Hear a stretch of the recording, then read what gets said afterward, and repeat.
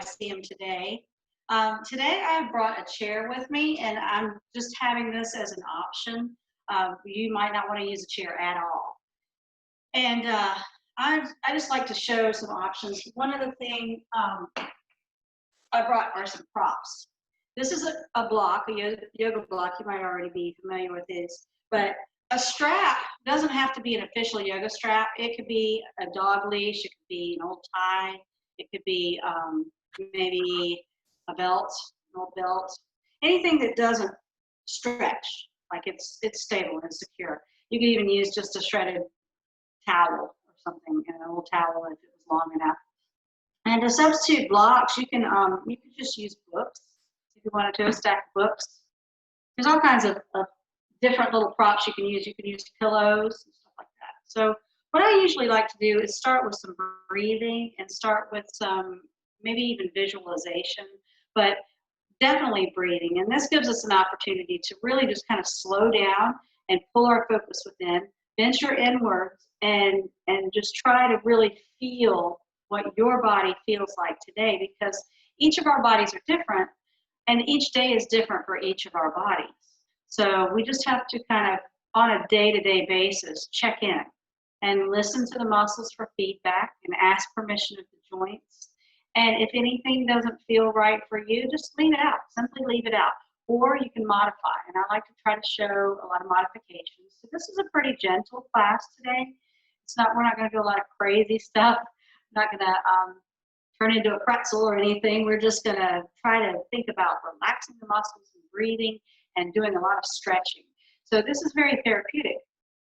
If you integrate yoga into your athletics, you can really, really find some true benefits that you may not have been able to access before. Now, as I mentioned, I'd like to start with breathing. So if it's more comfortable for you, you can lie down. You can put your feet on a chair. You can sit up, whatever works, whatever your preference is. There's not a wrong way to do your preparation for your workout.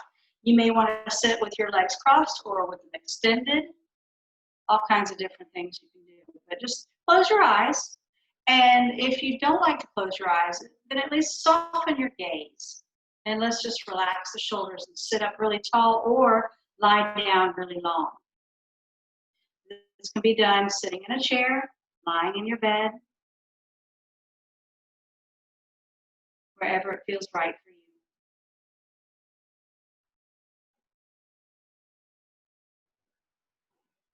We'll start to scan our body. So starting at the top of the head, let's notice how the head feels, how your scalp, and all of the muscles down the neck, all of the muscles in the face. We'll unfurrow the brow and soften the jaw. Relax your thoughts. Smooth from temple to temple.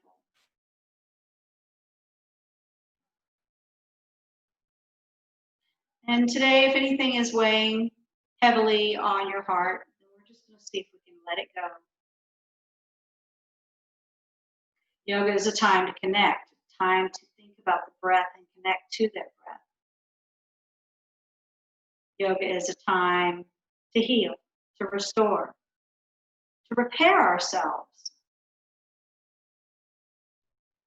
And if you're in repair right now, it could be physical, it can be emotional, it doesn't matter. Yoga is here to let you breathe, let you be yourself, let you be happy and peaceful.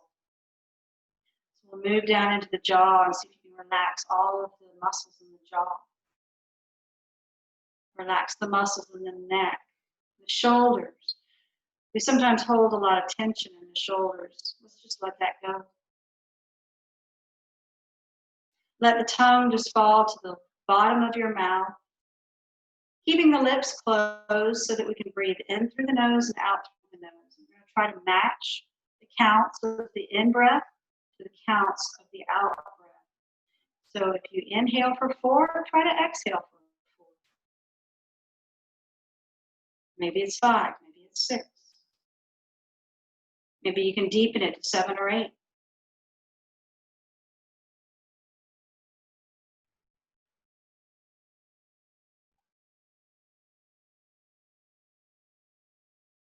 Inhale deeply, like you're filling a balloon. Exhale, empty anything out that's stressful or tension feeling. Inhale, exhilaration, refreshment, happiness. Exhale, any negativity, any stress, anything holding you back. Breathe in, I am. Maybe even you say the words to yourself or out loud. I am. Exhale, strong. Breathe in, I am. Exhale, peaceful. Breathe in, I am. Exhale, okay. Breathe in, I am. Exhale, safe. Breathe in, I am. And exhale any word that gives you a happy feeling, a positive affirmation. Any word that brings you peace, makes you feel strong, makes you feel joy. We'll move down into the heart space where we show and hold our compassion, symbolizing our love, not just for others, but for ourselves as well. We'll open our heart space, drawing the shoulders back a little bit, and then moving down into the belly as we bring the breath into the belly. So not just the front side of the body, but the back body, the sides of the body, down into the hips, down into the legs. As that love light energy flow goes all the way down to the soles of our feet, into our toes. And now with all of this love and compassion inside of us, with the peace and the joy that we feel, we'll open our eyes and bring the focus into the room. If you're lying down, go ahead and stay right there. If you're seated, let's make our way to a position on our back, lying down.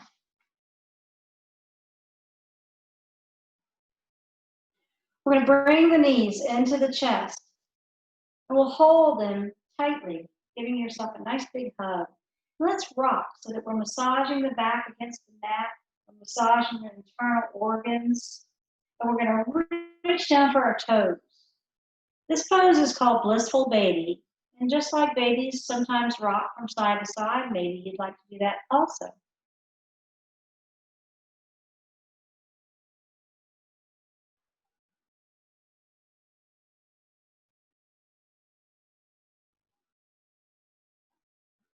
And we'll slowly begin to bring the feet down to the floor. Bring your hands down by your sides.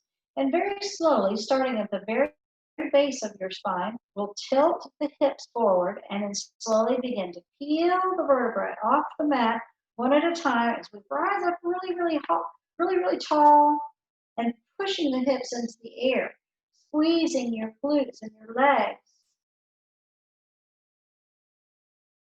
Maybe we can lift higher. And this is called a shoulder bridge. Let's take our hands together behind the back and walk the shoulders in a little tighter, lifting a little bit higher. You want to try to keep your knees at about hip width apart. And then we're going to release the arms and let the whole body fall down into the mat, one vertebra at a time as we bring the knees into the chest. And once again, we'll rock.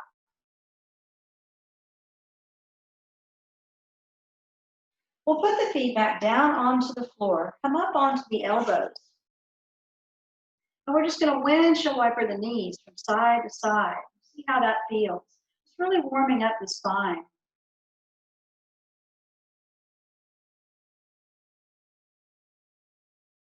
You might like to kind of traction your spine by taking your fists at the base of the spine and kind of pushing down a little bit so that you're kind of separating the vertebrae a little bit, opening up. And we're just letting that fluid, that liquid feeling come into the spine so that it feels nice and easy. to move. We're going to do something a little bit more challenging. It's similar to a shoulder bridge, except we're going to be up on our hands. The feet are flat on the floor, and once again, we'll lift our hips for an upward tabletop.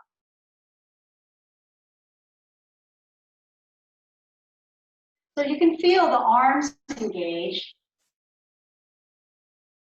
You can hold there a little longer if you want to challenge yourself some more, or you can drop the hips on down, extend the legs, and take a nice forward fold here. This is a wonderful place for that strap. I'm just going to scoot back a little bit.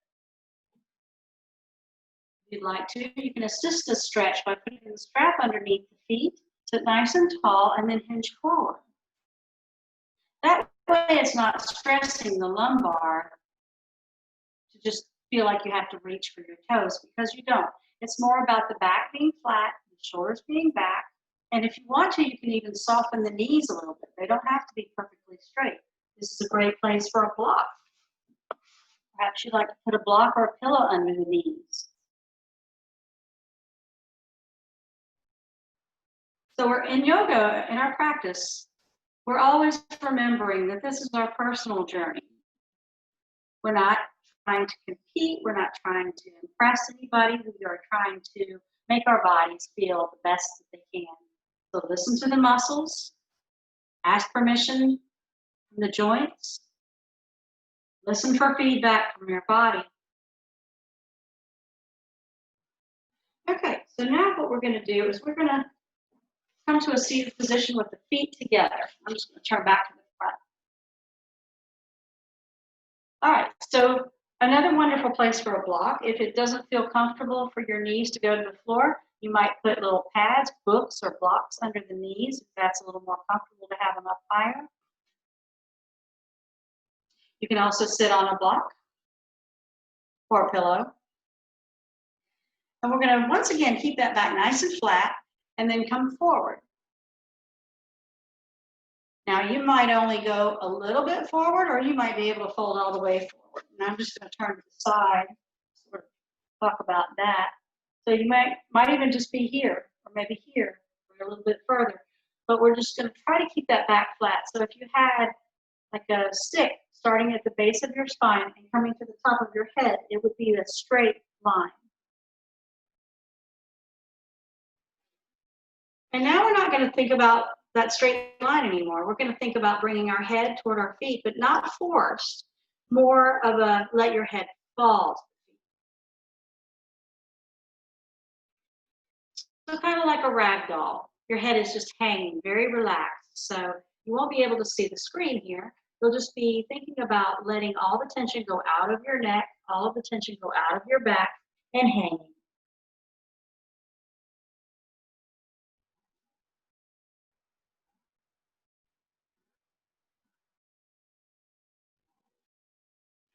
We'll slowly begin to come back up whenever you're ready and bring the knees back together, and we're going to do what's called a boat pose. This is an excellent thing to do to strengthen the core.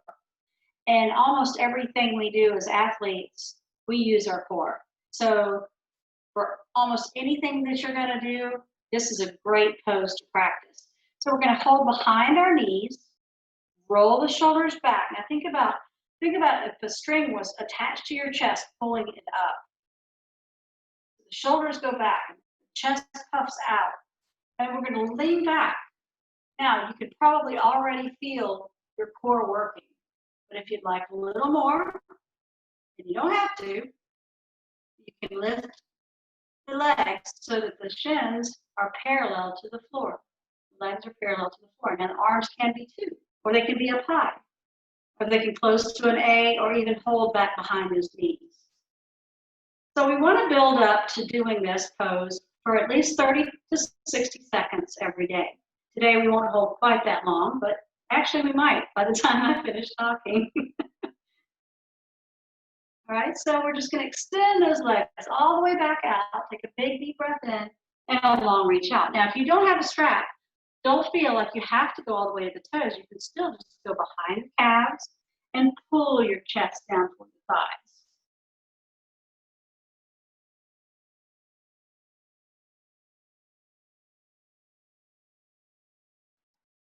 All right, so we're going to come back up and come onto all fours.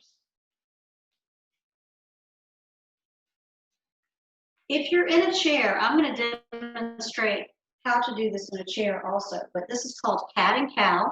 And what cat is pulling the navel into the spine really tightly, and then your back is rounded like a C, and that's your exhale. Inhale as the head and hips come back up, and you have kind of a sway back like a cow. Back into cat, and that's your exhale. Inhale into cow. Exhale into cat. Inhale into cow. Now, if you're seated, you can do the same thing, and it's going to be easier for me to turn to the side and show you. Exhale into cat. Inhale into cow. Exhale into cat. Inhale into cow. If you're on all fours, you want your hands under your shoulders and your knees under your hips. Now, whether you're seated or on all fours, let's turn to look back toward your hip on one side. You're going to feel the stretch down the side body. Inhale back to center and over to the other side. Inhale back to center. Exhale over to the other side. And back to center, and one more time, close here. All right, so we're going to tuck our toes. I'm going to demonstrate a downward facing dog, a traditional one first. So in down dog, we're looking for sort of an inverted V. So the hips are high in the air at the top point of the V. We're pushing away from the fingers, pushing away from the hands so that the wrists are very straight, or straight as we can get them. The head hangs loosely so you can shake yes or no. If you're using a chair for down dog, here's an option with a chair.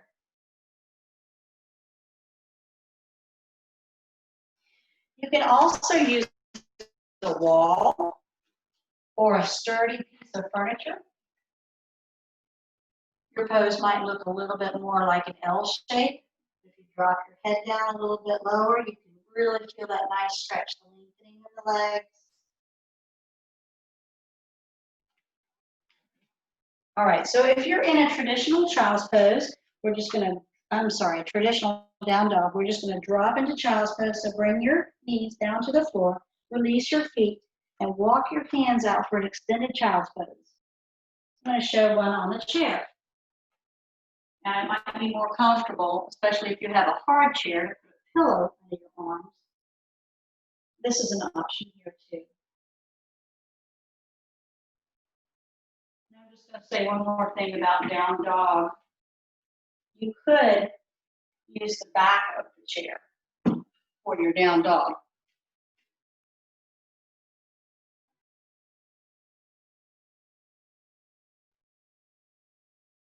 All right, so we're going to lift your left leg in the air and bring that leg to the front of the mat.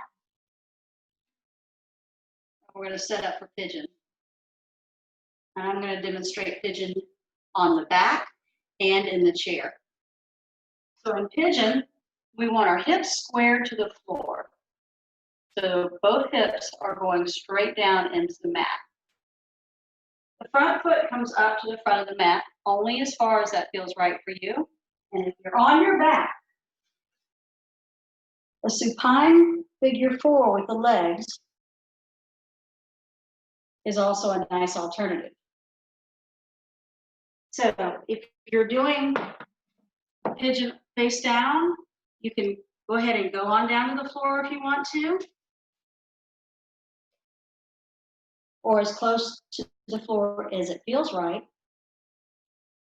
If you're on your back, just stay where you are. I'm going to show it in a chair.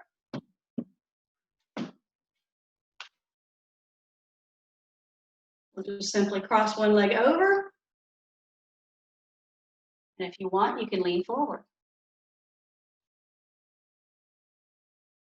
So as you can tell, it's pretty much the same stretch. So the piriformis is a muscle under the glutes, and it attaches to the back. So if you ever get sciatica or just have back pain, this is an excellent stretch to help relieve that. Now we're just going to change sides. So whichever option you wanted to do, just switch to the other side.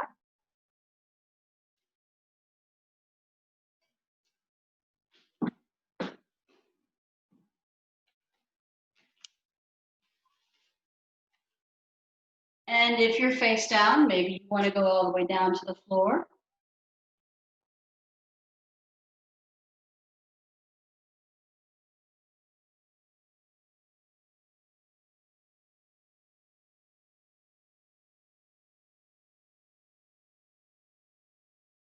And we breathe.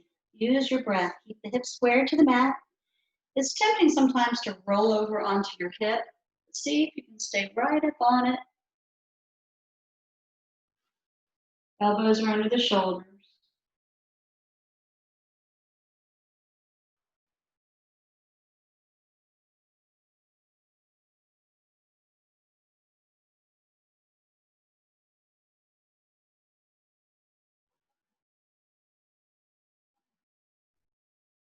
Now this is a large, dense muscle, so it does take a little bit of extra time for it to release. Most of the time, it takes a really long time.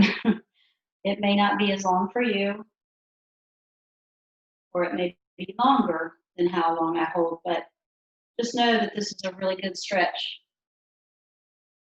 before any competitions, before any warm-ups even sometimes, especially if you're having back pain or sciatica. All right, so we're going to make our way to our comfortable position, whatever that is for you. If you want to sit down, you can. This might be a good opportunity to rest a little bit. You're ready for some relaxation. Lots of options here. Arms can come out to the sides like a T. You can bring the soles of the feet together for a reclining goddess. Arms can be over the head if you'd like. Legs can be extended. Hands down by the side, perhaps, or resting on your chest or belly. Close your eyes. And whatever position or shape that you've chosen, soften your gaze or just close the eyes and then start to think about how the body is feeling now. Maybe you'd like to compare it to how it felt before we started or when we first started. And you were really checking in with the sensations that you were having physically. Think about the smells, the texture, the temperature, how the body is feeling. Maybe you see a color.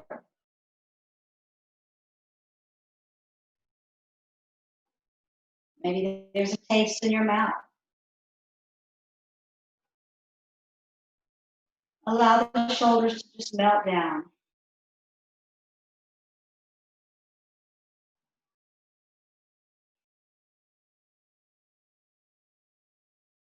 Now really connect to your breath. Really notice the breath. How does the breath feel? Is it short? Is it long? Is it easy to breathe? Is it deep? Is it shallow? Take a breath in through the nose and out through the mouth. Deep inhalation in through the nose and then exhale loudly.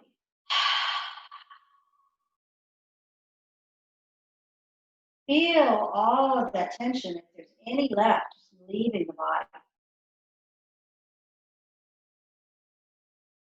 We'll start to move the head from side to side.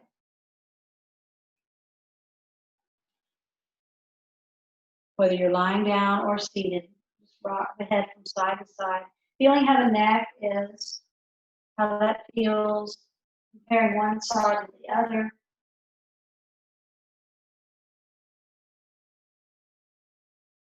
Maybe you'd like to bend the knees and move the knees from side to side.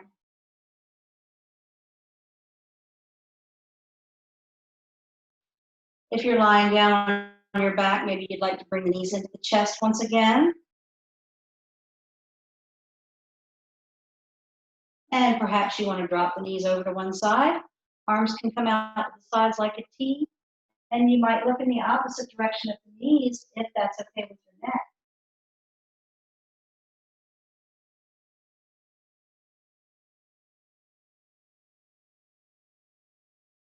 And then we'll bring the knees into the body again and rock. Rock or move the way that it feels good for you. Once again, this is your own individual experience. You might want to rock forward and back. Maybe that feels good to the spine.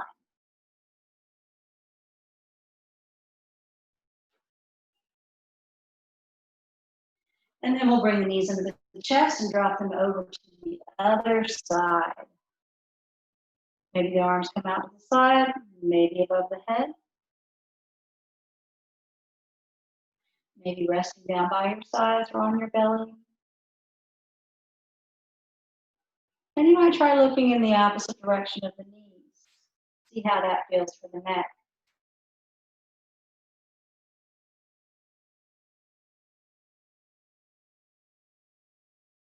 And we'll bring the knees back to center, into the chest, and slowly begin to turn over onto your side. Resting here in recovery. Take as long as you need to start to awaken the body, using your arm as a pillow, or maybe you use a block as a pillow, so that your neck is in alignment with the spine. You've got that straight line down the spine. Hips are stacked. Knees are too. And when it's right for you, slowly begin to push yourself up slowly and gently, holding yourself kindly. Perhaps you give yourself a nice big hug.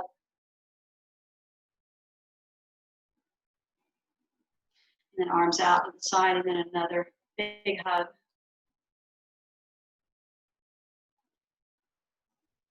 And then the hands come around to the base of the spine.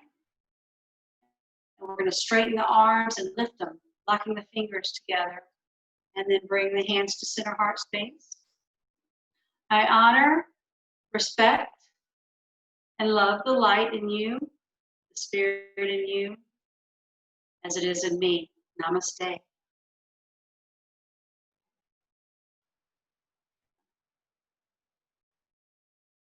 Thank you.